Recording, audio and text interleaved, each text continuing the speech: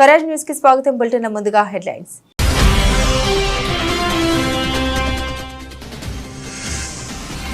హైదరాబాద్ చేరుకున్న రాష్ట్రపతి Draupadi Murmu.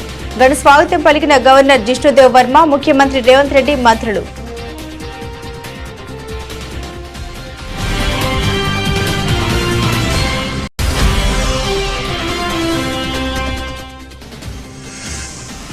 CII Telangana council ప్రతినిధులతో సమావేశమైన సీఎం రేవంత్ రెడ్డి.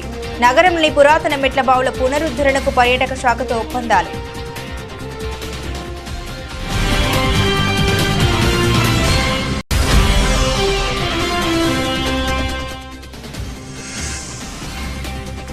ప్రతి ఒక్కరూ తిరుమల నిబంధన పాటించాల్సిందే. తిరుమల కోట్ల మంది హిందువుల పుణ్యక్షేత్రమన్న చంద్రబాబు.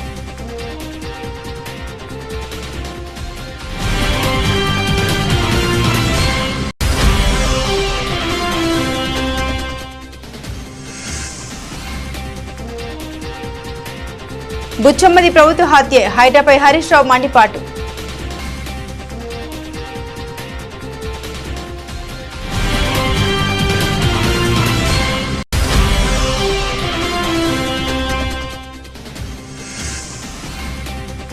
భగవంతుడా, చంద్రబాబుకు మంచి బుద్ధి ప్రసాదించు. ఏపీ ఆలయాల్లో వైసీపీ నేతల పూజలు.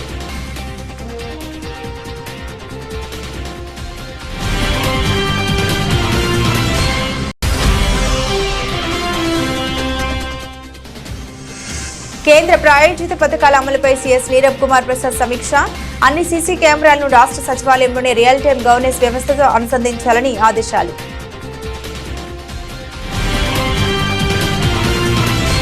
రాష్ట్రపతి ద్రౌపది ముర్ము హైదరాబాద్ చేరుకున్నారు. ఢిల్లీ నుండి ఎయిర్పోర్టు విమానంలో హైదరాబాద్లోని బేగంపేట ఎయిర్పోర్టులో ల్యాండ్ అయ్యారు. ఈ సందర్భంగా రాష్ట్రపతికి గవర్నర్ జిష్ణుదేవ్ వర్మ, ముఖ్యమంత్రి రేవంత్ రెడ్డి, మంత్రులు పొన్నం ప్రభాకర్, సీతక్క, ఇతర అధికారులు ఘనంగా స్వాగతం పలికారు. నల్సార్ యూనివర్సిటీ ఆఫ్ లా స్నాతకోత్సవానికి హాజరవుతారు. అనంతరం మధ్యాహ్నం రాష్ట్రపతి ఆల్ నిలయంలో 8 రోజుల పాటు నిర్వహించే ఈశాన్య రాష్ట్రాల భారతీయ కళా మహోత్సవాన్ని ప్రారంభించనున్నారు. రాష్ట్రపతి పర్యటన సందర్భంగా మినిస్టర్ ఇన్ ఈవెంటింగ్ మంత్రి సీతక్కను రాష్ట్ర ప్రభుత్వం నామినేట్ చేసింది. రాష్ట్రపతిని స్వాగతించడం మొదలు సాగనంపడం వరకు ముర్ము వెంట సీతక్క ఉండనున్నారు. హైదరాబాద్ సంస్కృతిని ప్రతిబింబించే చారిత్రక కట్టడాలను పరిరక్షిస్తూ వాటిని పర్యాటక ప్రాంతాలుగా తీర్చిదిద్దాలన్న ముఖ్యమంత్రి రేవంత్ రెడ్డి సంకల్పానికి అడుగు ముందుకు పడింది.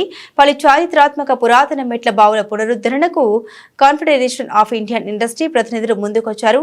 సిఐఐ తెలంగాణ కౌన్సిల్ ప్రతినిధులతో సీఎం సచివాలయంలో సమావేశమయ్యారు.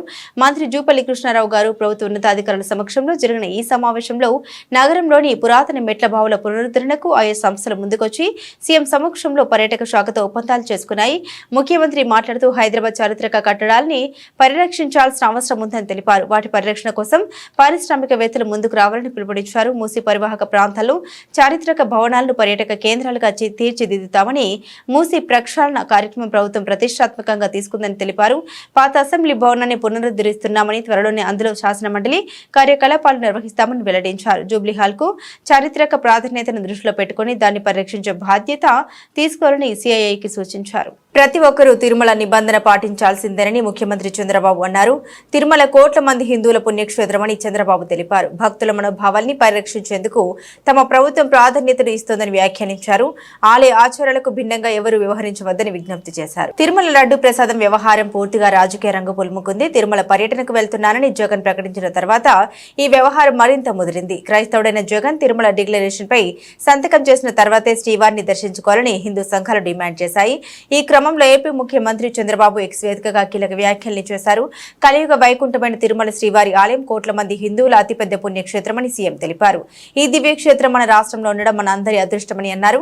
ఏడుకొండల వాడి పవిత్రతను కాపాడేందుకు, భక్తుల మనోభావాల్ని పరిరక్షించేందుకు తమ ప్రభుత్వం ఎప్పుడూ అత్యంత ప్రాధాన్యతనిస్తోందని తెలిపారు. తిరుమల దర్శనానికి వెళ్లే ప్రతి భక్తులు అత్యంత నియమ నిష్టలతో, శ్రద్ధ ఆసక్తులతో స్వామివారిని కొలుస్తారని తెలిపారు.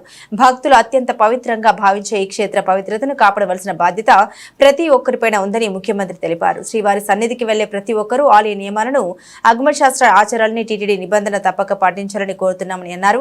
భక్తుల మనోభావాలకు, ఆలయ ఆచారాలకు భిన్నంగా ఎవరు వ్యవహరించవద్దని విజ్ఞప్తి చేస్తున్నామని తెలిపారు. ఓం నమో శ్రీ వెంకటేశాయ నమః అని ట్వీట్ చేశారు. వెంకటేశ్వర స్వామి ఈ రాష్ట్రంలో ఉండడం మనందరి అదృష్టం. కలియుగ దేవుడు వెంకటేశ్వర స్వామి ఈ రాష్ట్రంలో ఉండడం మనందరికి కూడా ఒక అదృష్టంగా మనం భావించాల్సిన అవసరం ఉంది. ప్రపంచంలో భారతీయులు ఎక్కడున్నా, హిందువులు ఎక్కడున్నా జీవితంలో ఒక్కసారైనా వచ్చి వెంకటేశ్వర స్వామి దర్శనం చేసుకుని వాళ్ళ యొక్క మొక్కులు తీర్చుకోవాలని కోరుకుంటారు. అలాంటి పుణ్యక్షేత్రం, దివ్యక్షేత్రం మన రాష్ట్రంలో ఉండడం మన అందరి అదృష్టం. ఇటీవల అది కూడా కాంట్రవర్సీ అయింది లడ్డు విషయంలో. అది కూడా మనం ఒకసారి చూస్తే ప్రతి ఒక్క టెంపుల్కి కొన్ని సాంప్రదాయాలు ఉంటాయి. ప్రతి ఒక్క మతానికి కూడా కొన్ని సాంప్రదాయాలు ఉంటాయి. మత సామరస్యాన్ని కాపాడడం ఎంత ముఖ్యమో ప్రతి ఒక్క దేవాలయాల్లో కానీ, చర్చిల్లో కానీ, మసీదుల్లో కానీ ఉండే సాంప్రదాయాన్ని గౌరవించడం కూడా అంతే ముఖ్యం. పాలకులు మేమందరం ఆలోచించుకోవాల్సింది ముందు అక్కడుండే చట్టాలని, సాంప్రదాయాల్ని మేము గౌరవించాలి. అలాంటిది అక్కడ వేరే మతం వాళ్ళు ఎవరన్నా వస్తే డిక్లరేషన్ ఇవ్వాలి. వెంకటేశ్వర స్వామి పైన నమ్మకం ఉందని డిక్లరేషన్ ఇస్తే వాళ్ళు దర్శనం చేసుకోవచ్చు. అది ఆనవాయితీ. అది ఇవ్వకుండా పోవడం కూడా తప్పు, చట్ట ఉల్లంఘన. నేను ఆ విషయమే చెప్పాను. బీఆర్ఎస్ కీలక నేత మాజీ మంత్రి హరీష్ రావు తాజాగా హైడ్రాపై సంచలన వ్యాఖ్యలు చేశారు.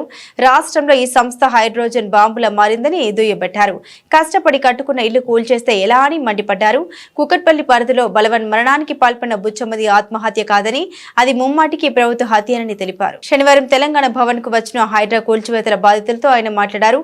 వారిని పరామర్శించి వివరాలు అడిగి తెలుసుకున్నారు. ఈ సందర్భంగా హరీష్ రావు మాట్లాడుతూ సుందరీకరణ పేరిట రేవంత్ రెడ్డి ప్రభుత్వం మూసి నదిలో పేదల రక్తం కన్నీళ్లను పారిస్తోందని ఫైర్ అయ్యారు. ఒక్కొక్క పైసా కూడబెట్టి ఎంతో కష్టపడి ఎన్నో ఆశలతో కట్టుకున్న ఇళ్లను రాత్రికి రాత్రే కూల్చేస్తే పేదలు ఎక్కడికి పోవాలని ప్రశ్నించారు.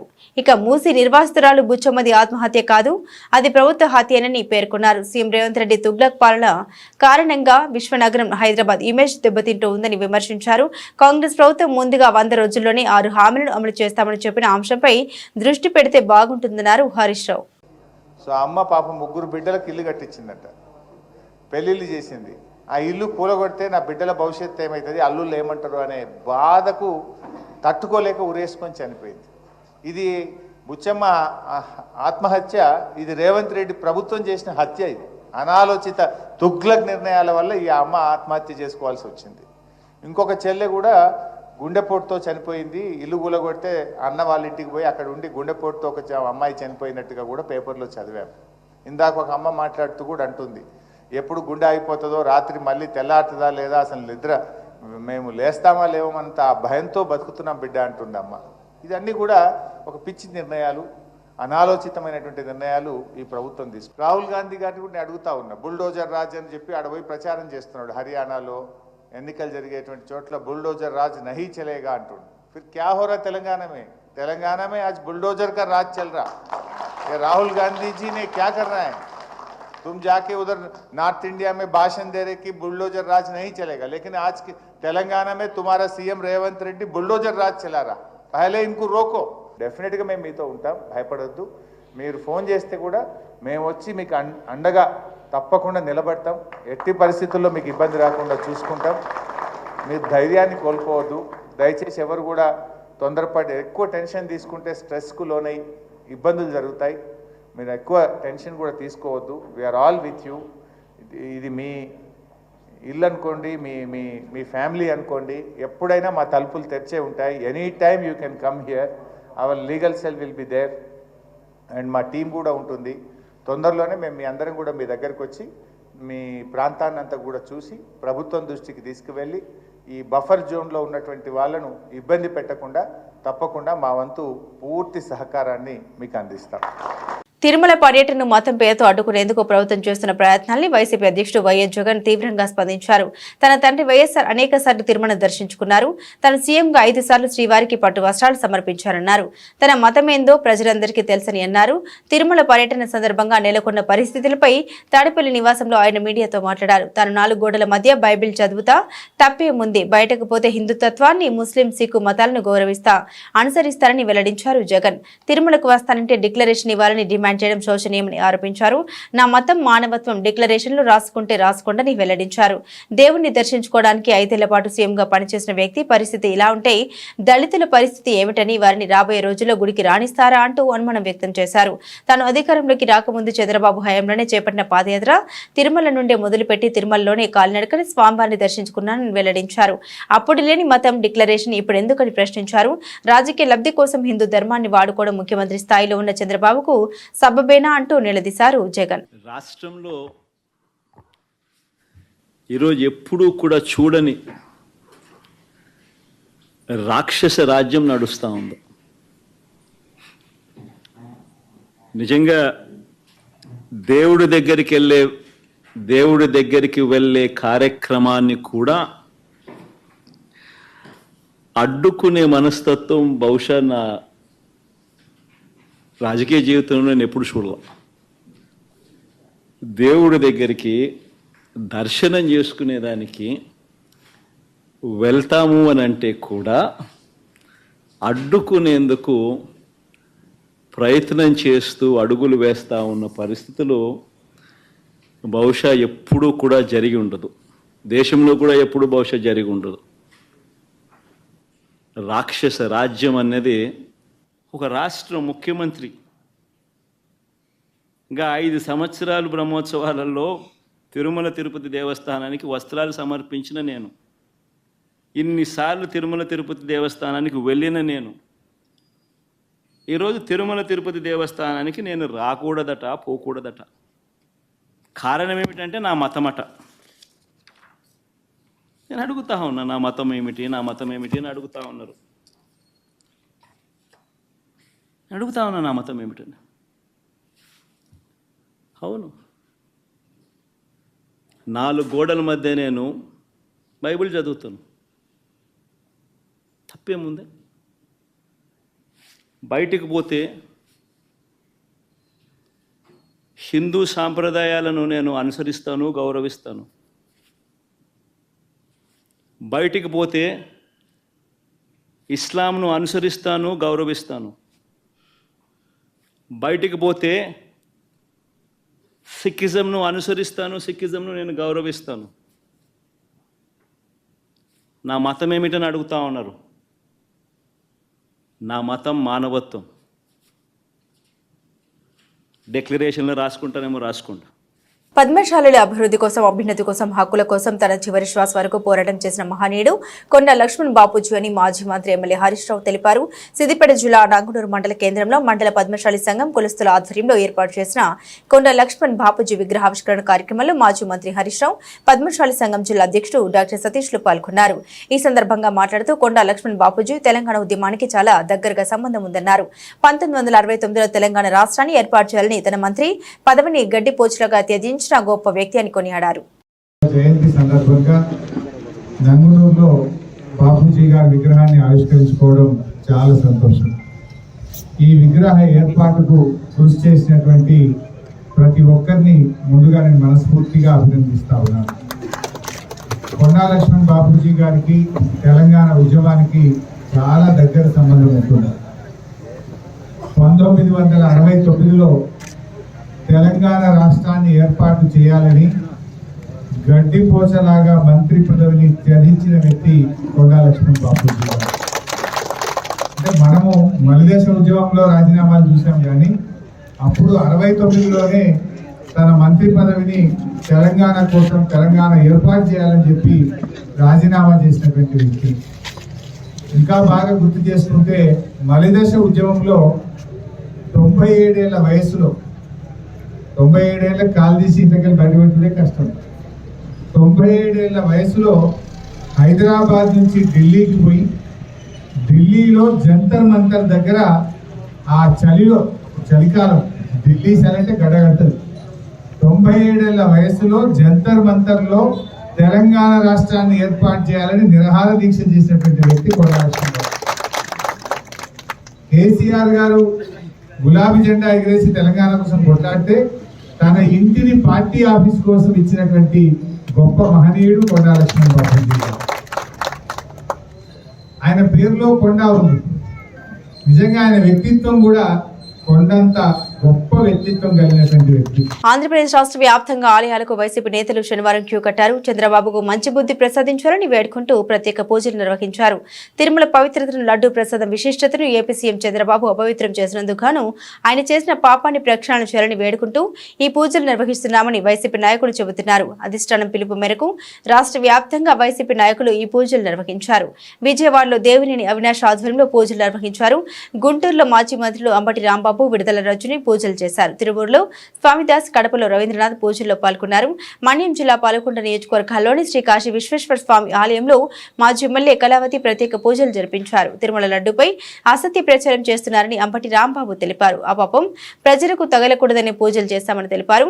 నెయ్యి కల్తీపై సిబిఐ విచారణ జరిపించాలని మోదుగుల డిమాండ్ చేశారు. తిరుమల డిక్లరేషన్ వివాదంపై మాజీ మంత్రి పేర్ని నాని కీలక వ్యాఖ్యలు చేశారు. జగన్ ఇప్పుడు కొత్తగా డిక్లరేషన్ ఇవ్వాల్సిన అవసరం ఏంటని ఆయన ప్రశ్నించారు. శ్రీవారిపై నమ్మకంతోనే జగన్ అనేక సార్లు దర్శనం చేసుకున్నారని తెలిపారు. తిరుమలకు వచ్చే వారందరి నుండి డిక్లరేషన్ తీసుకుంటున్నారని ప్రశ్నించారు. చంద్రబాబుకు ఈ వయసులో రాజకీయాలు ఎందుకు అని పేర్ని నాని ప్రశ్నించారు.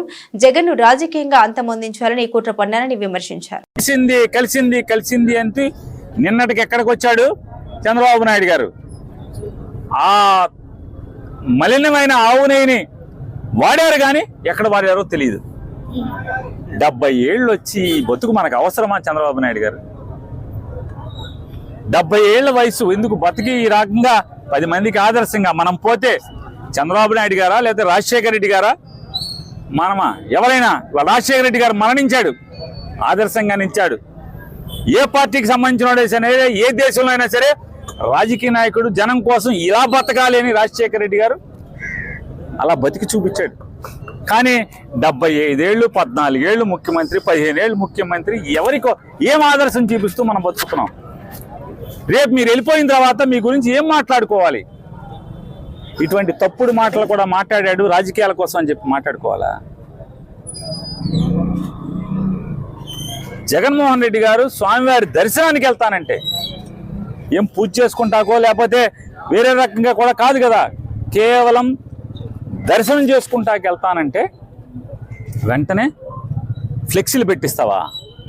తిరుమలలో ఎప్పుడన్నా, నువ్వు అక్కడే పుట్టానంటున్నావు కదా, ఎప్పుడన్నా తిరుమలలో అన్యమతస్తులు డిక్లరేషన్ ఇవ్వండి అని చెప్పని ఎప్పుడన్నా బోర్డు కడతాం చూసారా? అంటే జగన్మోహన్ రెడ్డి గారు వస్తున్నారంటే ఆ మధ్యాహ్నం కడతారు, ఆయన్ని రావట్లేదు, వీళ్ళందరూ కూడా ఆ కార్యక్రమాన్ని రచ్చ చేయాలనుకుంటున్నారు. హిందువుల ముసుగులో రాజకీయాల కోసం బతికేటువంటి కొంతమంది కాషాయ బట్టలు వేసుకుని, నోరు కాషాయ నాలుకలు వేసుకుని తిరిగేటువంటి దొంగ భక్తులు ఎవరైతే ఉన్నారో, హిందూ మతానికి మేమే రిప్రజెంటేషన్స్ అని చెప్పని కేకలు బొబ్బలు పెట్టేటువంటి వ్యక్తులు ఎవరైతే ఉన్నారో వాళ్ళు పోగేసి వాళ్ళని జగన్మోహన్ రెడ్డి గారి ఇంటి మీదకి పోలీసుల రక్షణతో కాషాయ రంగు గేట్లకు పిలిపిస్తావు. జగన్మోహన్ రెడ్డి గారు ఊర్లో లేని సమయంలో లేదు. జగన్మోహన్ రెడ్డి గారు వస్తుంటే నిన్న కోడిగుడ్లు వేయండి కారు మీద, పోలీసులకేమో శాంతియుతంగా మా వాళ్ళు ధర్నా చేస్తారు రోడ్డు మీద, జగన్ గారు ఎయిర్పోర్ట్ కాడి నుంచి గుడికి వెళ్ళే వరకు. వాళ్ళకేమో కాషాయ రంగు పెయింట్ డబ్బాల్లో దీంట్లో బుడగల్లో వేసి ఐ సప్లై రెడీ చేస్తారు, అలాగే కోడిగుడ్లు రెడీ చేస్తారు.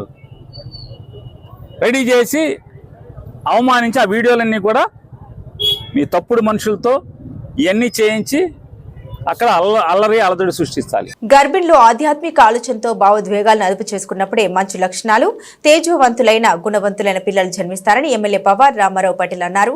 నిర్మల్ జిల్లా ముథోల్ మండల కేంద్రంలోని ఐసీడీఎస్ ఆధ్వర్యంలో గర్భిణీ స్త్రీలకు, బాలింతలకు పోషణ అభియాన్ కార్యక్రమానికి ముఖ్య అతిథిగా పాల్గొన్నారు. ఈ సందర్భంగా ఎమ్మెల్యే మాట్లాడారు. పౌష్టికాహార మాసంలో భాగంగా పోషకాహారంతో పాటుగా ప్రభుత్వం కల్పిస్తున్న అన్ని సదుపాయాలను సద్వినియోగం చేసుకోవాలని తెలిపారు. మనం అందరూ పౌష్టికంగా ఉంటామని పెద్దలు చెప్పినట్ల ఆరోగ్యం కాపాడాలకోసంగా పౌష్టికాహారం ఏదైతే ఉంది ఆ పౌష్టికాహారం ఎటువంటి వాడాలి. ఇక్కడ అంగన్వాడీ టీచర్స్ అనుకోండి, ఆయన అనుకోండి, అన్ని విధాలుగా చెప్తున్నారు. వాస్తవంగా ఈరోజు చూస్తే పెస్టిసైడ్స్ ఫర్టిలైజర్ విడిగా వాడుకుంటున్నాం. మనము పంటల మీద పెస్టిసైడ్ మందు వేస్తే ఏదైతే అది ఆహారం వస్తుంది. మన కూరగాయలు అనుకోండి, పండు అనుకోండి, ఇటువంటి పదార్థాలు తీసుకుంటే మన శరీరంకు చాలా మంచిది కాదు. చిన్న మీకు ఉదాహరణ చేస్తాం. మన వంకాయ కూర తింటాం. మనం వంకాయ ఆన్లైన్లో తీసుకుంటే, బాజార్లో తీసుకుంటే అది సింథటిక్ వాడి అది మనకు అమ్ముతారు, అదే మనం తింటాం. కానీ మన ఇంట్లో ప్రతి ఇంట్లో ముంగట పెరిగి ఉంటుంది, వరంగా ఉంటుంది. ఒక 10 చెట్లు పెట్టుకుంటే సంవత్సరం వరకు మన అంకాయలు కానీ, మన పాలకూర కానీ, కొత్తిమీర కూర కానీ అవన్నీ మన ఇంటికాడ చేసుకుంటే. రాష్ట్రంలో అమలు జరుగుతున్న వివిధ కేంద్ర ప్రాయోజిత పథకాలపై రాష్ట్ర సచివాలయంలో ప్రభుత్వ ప్రధాన కార్యదర్శి నీరబ్ కుమార్ ప్రసాద్ సంబంధిత శాఖల అధికారులతో సమీక్షించారు. రాష్ట్రంలోని అన్ని సీసీ కెమెరాల్ని రాష్ట్ర సచివాలయంలోనే రియల్ టైం గవర్నెన్స్ వ్యవస్థతో అనుసంధానించాలని పీసీఎస్ తెలిపారు. పంచాయతీరాజ్ మరియు గ్రామీణ అభివృద్ధి, హోం నైపుణ్య అభివృద్ధి, సాంఘిక బీసీ గిరిజన మహిళా శిశు సంక్షేమం, విభిన్న ప్రతిభావంతుల శాఖలతో పాటు గృహ నిర్మాణ, వ్యవసాయ, వైద్య, ఆరోగ్య, మత్స్య శాఖలకు సంబంధించి కేంద్ర రాష్ట్ర ప్రభుత్వాల సహకారంతో అమలు జరుగుతున్న వివిధ కేంద్ర ప్రాయోజిత పథకాల అమలు తీరును, ఆయా పథకాల ప్రగతిని సీఎస్ సమీక్షించారు. ముందుగా పంచాయతీరాజ్ మరియు గ్రామీణ అభివృద్ధి శాఖకు సంబంధించిన వివిధ కేంద్ర ప్రాయోజిత పథకాలపై సీఎస్ సమీక్షించారు. ఆ శాఖ ముఖ్య కార్యదర్శి శశిభూషణ్ కుమార్ మాట్లాడారు. పిఆర్ఎన్ఆర్డీ శాఖలో మొత్తం 22 కేంద్ర ప్రాయోజిత పథకాలు అమలు చేయడం జరుగుతుందని వివరించారు. 2023-2024 వివిధ కేంద్ర ప్రాయోజిత పథకాల కింద 13,366 కోట్లను 2024-2025లో ఇప్పటి వరకు 7,899 కోట్ల రూపాయలను ఖర్చు చేయడం జరిగిందని తెలిపారు.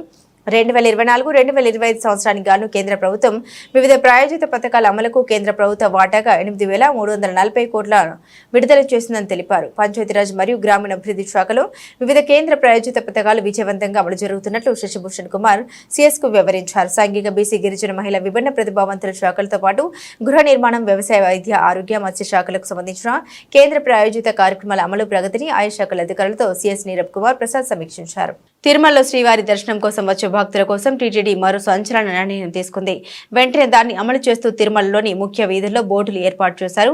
వైసీపీ పాలనలో లడ్డు తయారీలో కల్తీ నెయ్యి వాడారన్న చంద్రబాబు చేసిన ఆరోపణతో తిరుమల పవిత్రత దెబ్బతిందని వైసీపీ అధ్యక్షుడు మాజీ సీఎం వైఎస్ జగన్ ఆరోపించారు. స్వయాన ముఖ్యమంత్రి ఆరోపణలతో తిరుమలకు కలిగిన అపవిత్రత నుండి ఆలయానికి రాష్ట్ర ప్రజలకు మేలు కలగాలని కోరుతూ పాప ప్రక్షాళన కోసం జగన్ శనివారం తిరుమలలో స్వామివారి దర్శనానికి నిశ్చయించారు. అయితే కొందరు ఇతర మతస్థుడంటూ విమర్శిస్తూ జగన్ తిరుమలకు వస్తే అడ్డుకుంటామని బీజేపీతో పాటు ధార్మిక సంఘాలు హెచ్చరించాయి. తిరుమలకు వస్తే డిక్లరేషన్ మీద సంతకం పెట్టాల్సిందే అంటూ డిమాండ్లు రావడంతో స్పందించిన టీటీడీ హిందూయేతరుల కోసం తిరుమలలో ప్రత్యేకంగా బోర్డులు ఏర్పాటు చేసింది. అన్ని మతస్థులు పాటించాల్సిన నియమ నిబంధన తెలుపుతూ Vaikuntham complex, ATC circle, Gokulam guest హౌస్ల వద్ద బోర్డులను నెలకొల్పింది. అయితే ఏర్పాటు చేసిన కొన్ని గంటల్లోనే వైకుంఠం కాంప్లెక్స్ మినహా మిగతా అన్ని చోట్ల వాటిని తొలగించారు. ములుగు జిల్లా తాడ్వాయి మండలం దామరవాయి అటవీ శాఖ అధికారులపై దాడి చేయడాన్ని తీవ్రంగా ఖండిస్తూ ఉన్నామని తుడుందెబ్బ రాష్ట్ర నాయకులు తెలిపారు. సెక్షన్ ఆఫీసర్, బీటా ఆఫీసర్లపై దాడికి పాల్పడింది వలస వచ్చిన సూరజ్ రెడ్డి అని, అతను నల్గొండ జిల్లా వాసి అని పేర్కొన్నారు. వీధుల్లో ఆటంకం ఏర్పరిచిన వారిపై చట్టపరమైన చర్యలు తీసుకోవాలని డిమాండ్ చేశారు. అలాగే తన భర్త బీట్ ఆఫీసర్ శరత్ విధులకు వెళ్లొస్తుండగా జరిగిన దాడికి తనకు న్యాయం చేయాలని శరత్ భార్య కోరారు. విధి నిర్వహణలో ఉన్న ఫారెస్ట్ అధికారిపై దాడి చేయడం జరిగింది. ఈ గున్నురెడ్డి ప్రవర్తన ఎట్లుంటుందంటే, ఇతను ఇక్కడ తాడవాయి మండలంలో ఇతని కుటుంబం నల్గొండ జిల్లా నుంచి ఇక్కడికి వలస వచ్చి ఇక్కడ స్థిర నివాసం ఏర్పరచుకొని 1/70 యాక్ట్కి అతిక్రమించి ఇక్కడ ఉన్న రెవెన్యూ ల్యాండ్ని 5 ఎకరాల ల్యాండ్ని కబ్జా చేసి అక్కడ డైరీ ఫామ్ని స్థాపించడం జరిగింది. ఆదివాసీ ఏజెన్సీ చట్టాల యాక్ట్కి విరుద్ధంగా పనులు చేయడం జరుగుతుంది. అతనిపై చర్యలు తీసుకోవాలని, అలాగే గున్నురెడ్డి గతంలో కూడా ఇక్కడ ఆదివాసీ యువకులపైన 3 పైన దాడి చేయడం జరిగింది. జీవనం సాగించే ఆదివాసులపైన కూడా భూములలో కూడా పోయి తన యొక్క క్రూరమైన మెంటాలిటీ తోటి ఆదివాసులపైన దాడులు చేయడం జరుగుతుంది. కాబట్టి విధి నిర్వహణలో ఉన్న సోలం శరత్ చంద్రని దాడి చేసిన గున్నురెడ్డిపై SC/ST అట్రాసిటీ కేసు నమోదు చేసి ఆదివాసులకు వ్యతిరేకంగా కార్యక్రమాలు చేస్తున్న గుండ్రెడ్డిపై చర్యలు తీసుకోవాలని కోరుకోవడం జరుగుతుంది. ఆలం కిషోర్ ఆదివాసీ హక్కుల పోరాట సమితి రాష్ట్ర కో-కన్వీనర్గా పనిచేస్తున్న సోలం శరత్ చంద్ర ఆదివాసీ ఉద్యోగి. అతని యొక్క పై ఆఫీసర్ అయిన సెక్షన్ ఆఫీసర్ మీద అత్యంత పాశవికంగా ఒక మానవత్వం మర్చి ఇనుప రాడ్లతోటి దాడి చేసినటువంటి ఎవరైతే నల్గొండ జిల్లా నుండి ఇక్కడికి వలస వచ్చినటువంటి గిరిజనేతడైనటువంటి గున్నురెడ్డి మీద ప్రభుత్వం తక్షణమే SC/ST అట్రాసిటీ కేసు నమోదు చేయాలి. ఫాస్ట్ ట్రాక్ కోర్టు ద్వారా అతనిపై చట్టపరంగా కఠినమైన చర్యలు తీసుకోవాలని మేము ఆదివాసీ హక్కుల పోరాట సమితి తురుందెబ్బ తరఫున మేము డిమాండ్ చేస్తున్నాం. చంద్రబాబు నీచ రాజకీయాలకు కలియుగ దైవం తిరుమల శ్రీ వెంకటేశ్వర స్వామివారి దేవస్థానం విశిష్టతను, లడ్డూ ప్రసాదం పవిత్రతకు భంగం కలిగించి ప్రపంచ వ్యాప్తంగా ఉన్న సుమారు 125 కోట్ల హిందువుల మనోభావాలు దెబ్బతీసి తన స్వార్థ రాజకీయాలకు శ్రీవారిని వాడుకున్న అవకాశవాది చంద్రబాబు అని వైఎస్ఆర్ సేవాదళ్ రాష్ట్ర ప్రధాన కార్యదర్శి, పార్టీ సీనియర్ నాయకులు ఒమ్మి రఘురాం అన్నారు. మాజీ ముఖ్యమంత్రి వైఎస్ జగన్మోహన్ రెడ్డి పిలుపు మేరకు చంద్రబాబు ఆధ్వర్యంలో కూటమి పాపపు పాలన ప్రక్షాళనకు జగ్గంపేట శ్రీ వెంకటేశ్వర స్వామివారి దేవస్థానం జగ్గంపేట జెడ్పీటీసీ ఒమ్మి బిందు మాధవితో కలిసి ప్రత్యేక పూజలు నిర్వహించారు.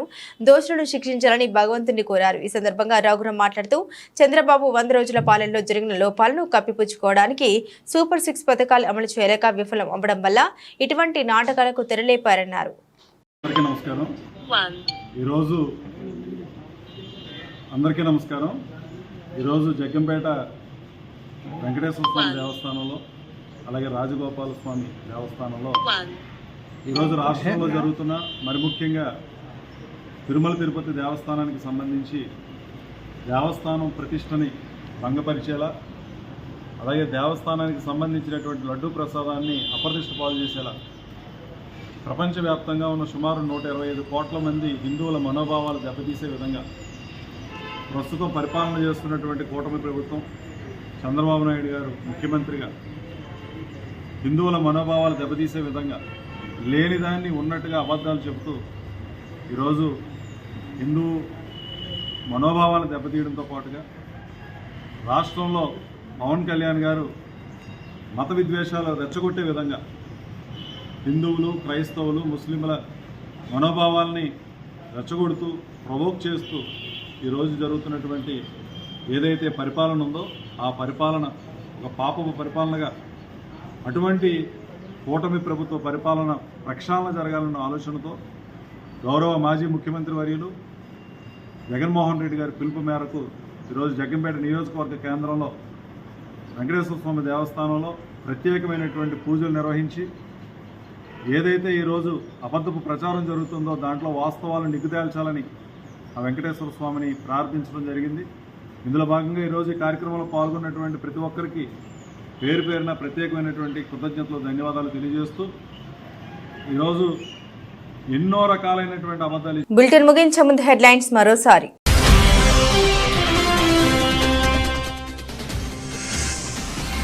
హైదరాబాద్ చేరుకున్న రాష్ట్రపతి ద్రౌపది ముర్ము. ఘన స్వాగతం పలికిన గవర్నర్ జిష్ణుదేవ్ వర్మ, ముఖ్యమంత్రి రేవంత్ రెడ్డి, మంత్రులు.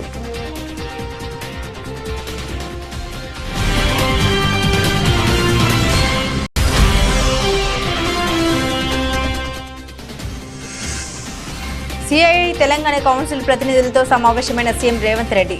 నగరంలోని పురాతన మెట్ల బావుల పునరుద్ధరణకు పర్యాటక శాఖతో ఒప్పందాలు.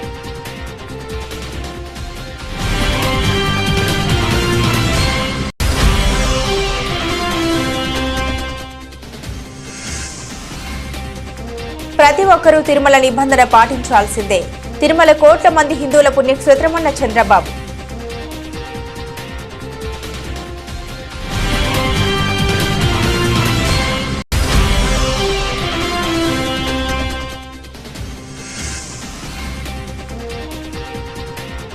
బుచ్చమ్మది ప్రభుత్వ హత్యే, హైడ్రాపై హరీష్ రావు మండిపాటు.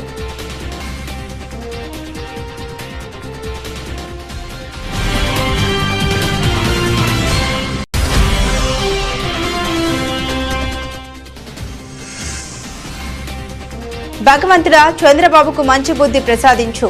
ఏపీ ఆలయాల్లో వైసీపీ నేతల పూజలు.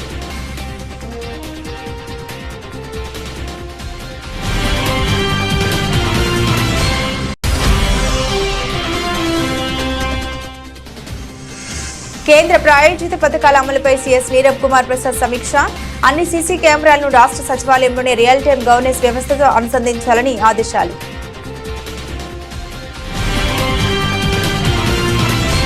ఇవి బులెటిన్లోని విశేషాలు. తిరిగి మరో బులెటిన్తో మళ్ళీ కలుసుకుందాం. అంతవరకు సెలవు. నమస్కారం.